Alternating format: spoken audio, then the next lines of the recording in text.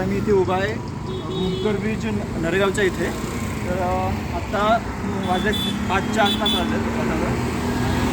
तुम्ही अजून 1-2 तासानंतर या ठिकाणी आलात तर तुम्हाला समजेल की या ठिकाणी रात्री ट्रॅफिक वगैरे खूप असतं आणि या ठिकाणी खूप समस्या आहे. ट्रॅफिकच्या समस्या आहेत, कचऱ्याच्या समस्या आहेत आणि महानगरपालिकेने म्हणजे इथल्या राजकारणी किंवा इथले पॉलिटिशियन्स आहेत यांनी या ठिकाणी या सगळ्यांचं नियोजन करावं, इथली पाहणी करावी नाही का. आणि आम्ही बघत आहोत आता इथं बघा ह्या ब्रिजच्या कडेला पूर्णपणे असा कचरा तुम्हाला दिसला नाही का.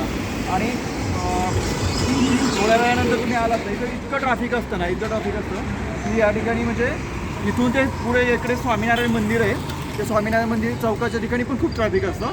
पुढे तिथं ट्रॅफिक गेलं की म्हणजे ह्या चौकाच्या ट्रॅफिक झाल्यामुळे याचा परिणाम इथल्या वरच्या ब्रिजवरती पण होतो आणि तिथं पण ट्रॅफिक व्हायला लागतो नाही का. पण ह्या समस्या कोणी सोडवतात, कोणी याच्याकडे लक्ष देत नाही आहे. तर माझं म्हणजे असं म्हणणं आहे की याच्याकडे कोणी लक्ष द्यावं आणि या समस्या सोडवाव्या.